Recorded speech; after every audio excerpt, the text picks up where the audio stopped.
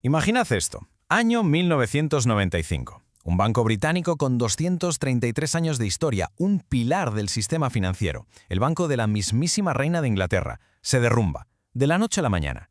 Y no fue por una crisis económica ni por una guerra. Fue, y esto es lo increíble, por las acciones de un solo hombre, un chaval de 28 años llamado Nick Leeson. Esta es la pregunta del millón, ¿verdad? ¿Cómo es posible que una de las instituciones más antiguas y respetadas del mundo acabe en la quiebra por lo que hacía un único empleado en una oficina de Singapur? Pues la respuesta es una historia alucinante de ambición, de engaño y sobre todo de fallos garrafales en el sistema.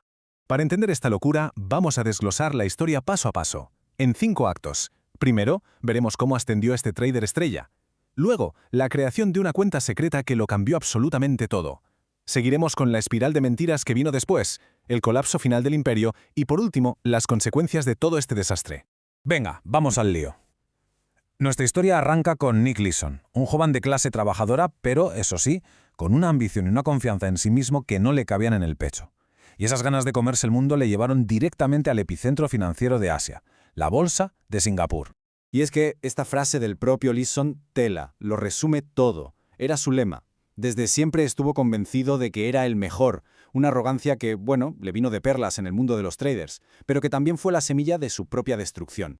Ahora, lo interesante de verdad es el choque de culturas que había dentro del propio banco. Barings era como dos mundos en uno. Por un lado, la vieja guardia, los banqueros de toda la vida, súper tradicionales. Y por otro, la nueva división, Barings Securities, donde estaba Leeson. Eran los chicos malos, agresivos, la máquina de hacer dinero. Y claro, mientras los beneficios llegaran, la dirección prefería mirar para otro lado.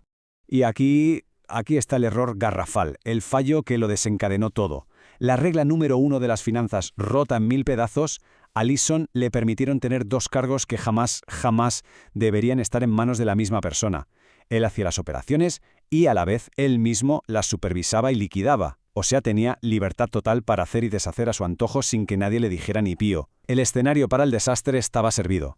Y claro, el desastre no se hizo esperar. Como suele pasar, todo empezó con algo pequeño, un error, sin más, en medio del caos de la bolsa. Un error que en vez de solucionarse como se debía, se decidió esconder. Y ahí empezó todo. Leeson se saca de la manga la famosa cuenta 58. Al principio, la idea era simplemente tapar un error de una compañera novata para, según él, protegerla. El problema es que esa simple cuenta de errores se convirtió poco a poco en un agujero negro que se lo tragó todo. Aquí tenemos las dos versiones. Leeson iba de protector de su equipo, pero su jefe lo vio claro. Aquí lo que había era puro ego. Leeson no podía soportar una sola mancha en su expediente perfecto. La cuenta 8888 no era para proteger a nadie más que a su propia imagen de genio de las finanzas. Y aquí es donde la cosa se desmadra por completo. Lo que era un pequeño encubrimiento se convierte en un fraude masivo. Leeson empieza a usar la cuenta 8888 para esconder sus propias pifias, apostando cada vez más y más fuerte, con la esperanza de recuperar las pérdidas. Fijaos en esta cronología, porque es para echarse a temblar. Mirad cómo crece el agujero. Lo que empezó siendo una tontería de $60.000 en julio del 92, 2 años y medio después, ya era un monstruo de 320 millones. La bola de nieve era ya una avalancha y Leeson estaba atrapado en medio. Y la pregunta es, ¿de dónde sacaba la pasta para tapar todo esto? Pues lo más loco es que su método era increíblemente simple, casi cutre. Él mismo lo describió como crudo. Se inventaba clientes, operaciones falsas, pedía millones a Londres y falsificaba los papeles con un simple corta y pega. Y en la central, cegados por los supuestos beneficios, se lo creían todo. Quizás, es el punto de inflexión más trágico. De pura chiripa, el mercado se da la vuelta y no solo recupera todas las pérdidas, sino que gana $250.000. Era su salida de emergencia. Podía haber cerrado la cuenta secreta y aquí paz y después gloria, pero no. La euforia de haber salido de ese lío le hizo creerse invencible. Pero claro, vivir con una mentira así tiene un coste psicológico brutal. Leeson llevaba una doble vida.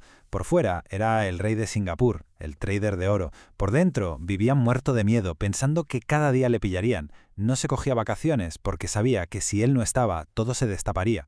Su único refugio acabó siendo el alcohol. Y llegamos al acto final. Estamos a principios de 1995. El agujero en la cuenta 8888 es gigantesco, de cientos de millones. Leeson está desesperado. Y entonces, un desastre natural al otro lado del planeta va a ser lo que precipite el colapso financiero. El terremoto de Kobe sacude Japón, y Lisen, contra toda lógica, ve una oportunidad. Apuesta miles de millones a que la bolsa japonesa no solo no caería, sino que subiría como la espuma. Fue la jugada del todo o nada, su última bala para recuperarlo todo de golpe. Pero el mercado se hundió, y él se hundió con él. Y el resultado de esa apuesta final es esta cifra: 827 millones de libras. Para que nos hagamos una idea, unos 1.400 millones de dólares de la época. Esto no es que fuera mucho dinero, es que era más del doble de todo el capital que tenía el banco. Barings estaba simple y llanamente en la ruina. A partir de ese momento, todo se precipita. Los auditores de Londres, que por fin se han olido algo, aterrizan en Singapur. Leeson consigue darles largas durante unas semanas, pero el cerco se estrecha. El 23 de febrero, una auditora le arrincona con pruebas. Esa misma tarde, Leeson y su mujer cogen un avión y se fugan. 3 días después, el banco más antiguo de Gran Bretaña desaparece. Pero la huida, claro, no podía durar para siempre. El escándalo ya era mundial. Solo quedaba asumir las consecuencias, tanto para él como para el banco que había destrozado.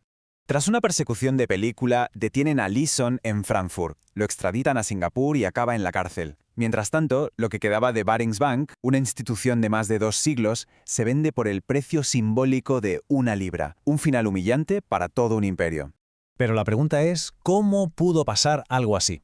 Y la respuesta es que no fue solo Leeson. Esta tabla lo resume muy bien. No había supervisión. La dirección en Londres practicó lo que se llama ceguera voluntaria. Mientras entrara dinero, preferían no saber. La cultura de los bonus animaba a arriesgar a lo bestia. Y, lo más grave, los jefes no tenían ni idea del negocio que manejaba Leeson.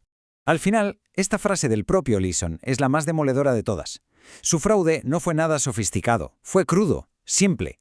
El hecho de que funcionara durante 3 años no dice mucho de su genio como estafador, sino de la incompetencia y la codicia de la gente que se suponía que debía controlarle.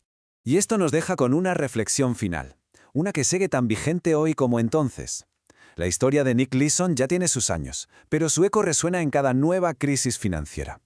Nos obliga a preguntarnos si, en este mundo obsesionado con el beneficio, hemos aprendido de verdad a sospechar cuando algo parece demasiado bueno para ser cierto.